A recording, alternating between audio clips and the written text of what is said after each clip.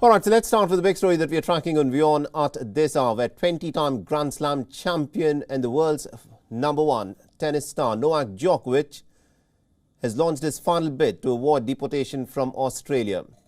At this moment as we speak, the court has adjourned for now, and the anticipated verdict is expected any moment now.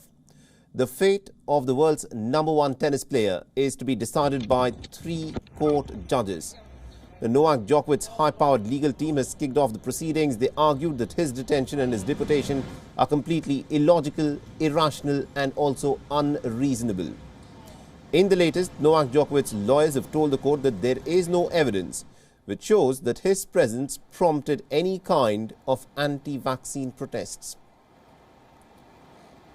And Djokovic's lawyer Nick Wood has also pointed as to how the player had competed in the Australian Open and also at other major world tournaments last year without provoking any kind of anti-vaccine protests. The hearing will of course decide whether Novak Djokovic can compete at the Australian Open that begins tomorrow. A victory will of course make him, a victory at the Grand Slam that is slated to be held from tomorrow will make him the first player in history to win 21 Grand Slams. But if he loses the legal battle today, then he, of course, faces the prospect of immediate deportation and also a possible 3-year ban from Australia. If Novak Djokovic wins the case, this will, of course, be another humiliation for the Australian government ahead of the elections that are slated to be held in the month of May. Now, Australian Prime Minister Scott Morrison's government has tried and failed to try and deport Djokovic once before. This was on the grounds that he had arrived in Australia unvaccinated, although the rule said that he could have arrived in Australia after a double dose of the vaccine or if he had a medical exemption, which is what he had when he in fact arrived in Melbourne. Now, Australia, at this point of time, the Australian government has cast him as a bit of a catalyst for public disorder.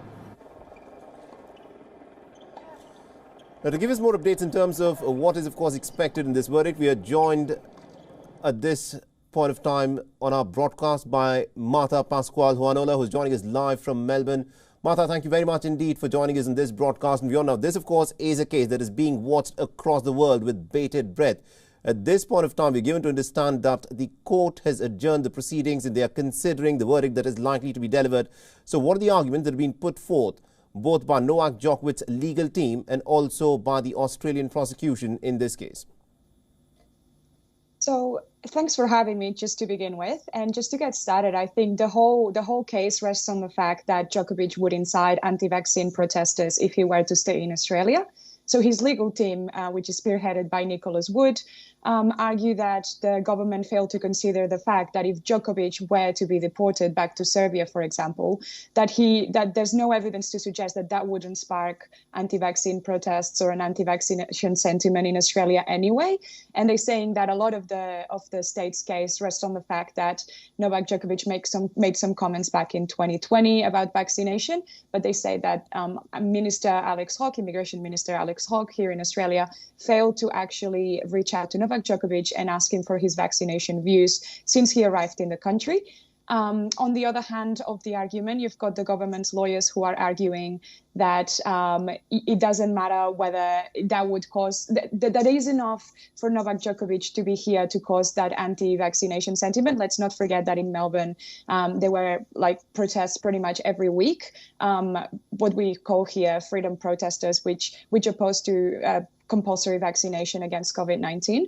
At times, we had 20,000 people marching down the streets here in Melbourne. So they believe that the fact that Novak Djokovic would be allowed to stay and play at the Australian Open would inflame that movement. They said it's not for them to consider what would happen if he left. It's not necessary for them to consider that. And they're saying that his vaccination views are well known enough. And even if they had asked the tennis star what he thinks about vaccination this week, it still would not have changed public opinion necessarily. Absolutely, indeed. And it's also very baffling in terms of the manner in which how the Australian government has in fact decided to carry out this entire issue. Now, Novak Djokovic landed in Melbourne after he was given medical clearance and exemption for a vaccine, not by one but 2 independent panels. Firstly by the Victorian government and also by Tennis Australia, and then Because Novak Djokovic announced on Instagram that he'll be playing in Melbourne, there was a lot of outrage on social media, which is what prompted the government to revoke his visa and put him in a detention centre as soon as he landed. He won the court case. He got the decision by the Australian government overturned, but then the Australian government has decided to again revoke his visa. What are the chances that the Australian government will succeed in convincing the judges that Novak Djokovic poses any kind of a threat to public health and order in Australia? I'm not a legal expert, so I'm not well positioned to actually comment on what's going to be the outcome of the court case. And that sort of extends beyond journalism and into opinion. But you would want to believe that the state government have a more solid case this time, particularly given how embarrassing it was for the government to lose the first time.